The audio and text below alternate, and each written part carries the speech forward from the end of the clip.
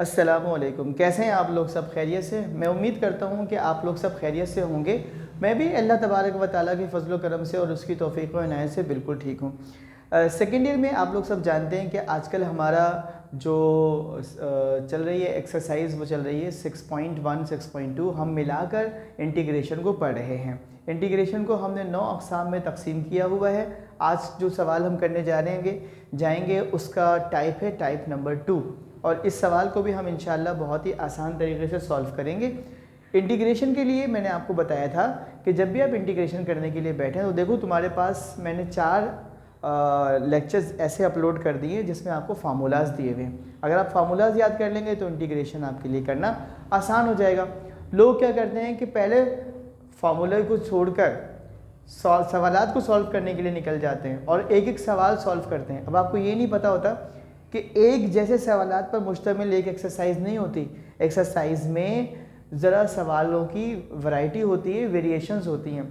तो टाइम बचाने के लिए, वक्त बचाने के लिए मैंने क्या किया है कि इंटीग्रेशन के सवालात को 9 अक़साम में यानी 9 टाइप्स में डिवाइड कर रखा है। तो आज जो मैं काम करवाने जा रहा हूँ वो टाइप 2 है। इसमें आपको बहुत ही आसान तरीके से काम करवाऊँगा। इसी दौरान आपको ये भी बताना था कि इसी वीक में शायद यकीनन सेकेंड ईयर की मेरी फ़िज़िक्स की किताब आ जाएगी।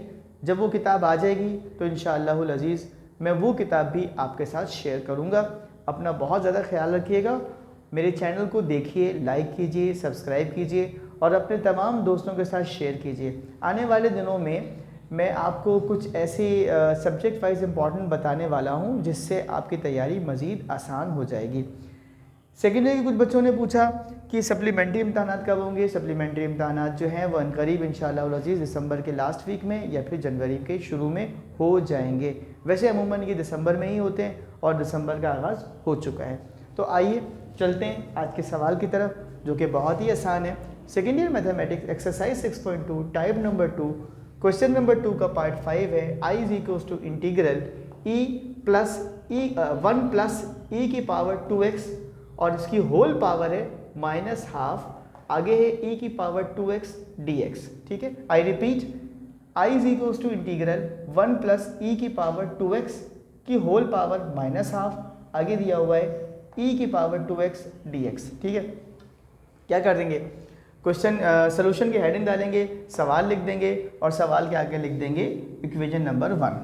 अब हमने क्या करना है, ये जो हमारे पास ब्रैकेट थी ना 1 प्लस ई की पावर 2x, इसको लेट कर लेना है t से। ठीक है, इसको आपने लेट कर दिया t से। अब दोनों जानिब आप इसको डिफरेंशिएट कर दें with respect to x on both side.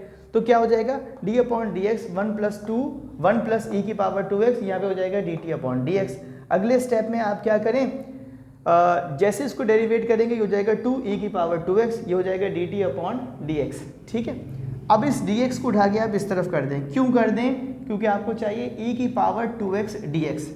तो मुझे e की पावर 2x dx तो मिल जाता है, अलबत्ता इस 2 की मुझे ज़रूरत नहीं है, ये 2 इजाफी है। इस 2 को ख़त्म करने के लिए मैं क्या करता हूँ, इक्वेशन को उस तरफ ले जाता हूँ, 2 मल्टीप्लाई कर रहा है उधर डिवाइड कर देगा 1/2 और ये बन जाएगा dt। ठीक है जी, आगे मैं क्या करता हूँ, इक्वेशन नंबर 1 में इसको पुट कर देता हूँ। तो I is equals to integral T की पावर -12 dt। ठीक है ना, देखें ये पूरा क्या था टी की पावर क्या होगी -12, ये पूरा क्या था हाफ dt, तो ये आ गया हाफ dt।